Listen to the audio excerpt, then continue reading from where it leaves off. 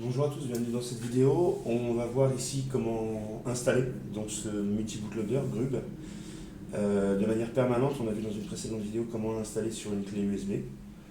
On va procéder quasiment de la même façon en fait au niveau des partitions du système Atari et aller copier en fait tout simplement les fichiers qui vont bien au bon endroit.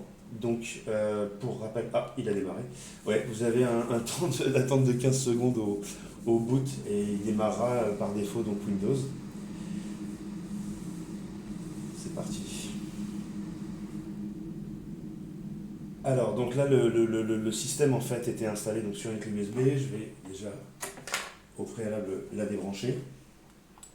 Puis je vais utiliser donc disque Genius afin de copier les fichiers dans les partitions qui vont bien. Donc voilà disque Genius. Ici vous voyez donc les trois partitions système de la console. Dans EFI 0 il n'y a rien en fait. Celles qui nous intéressent sont EFI 1 et EFI 2 où on a exactement la même chose en fait pour information.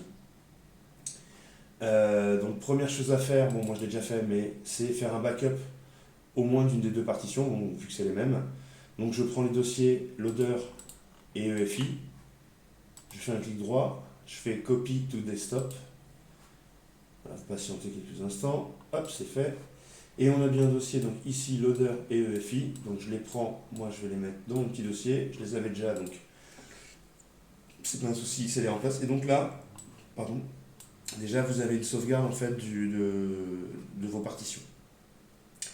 Donc comment est-ce qu'on va procéder? En fait c'est tout simple. Je vous mettrai donc à disposition ce petit dossier. Dedans vous allez trouver donc deux dossiers EFI et boot. Les deux dossiers en fait sont à copier donc dans chacune des deux partitions. Donc on va le faire donc pour la première ici. Donc je prends mes fichiers, je fais glisser, je dis oui, je continue.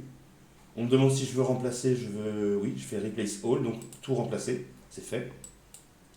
Je fais pareil pour la deuxième partition, donc je vais prendre aussi mes dossiers, je les fais glisser, je valide oui, je dis remplacer tout.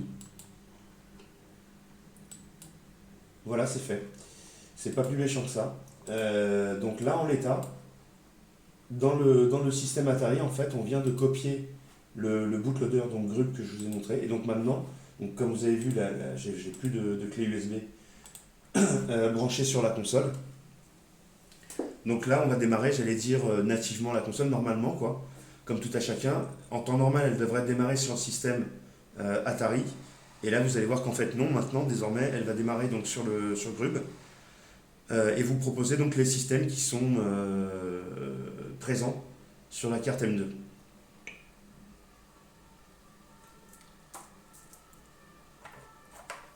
Voilà.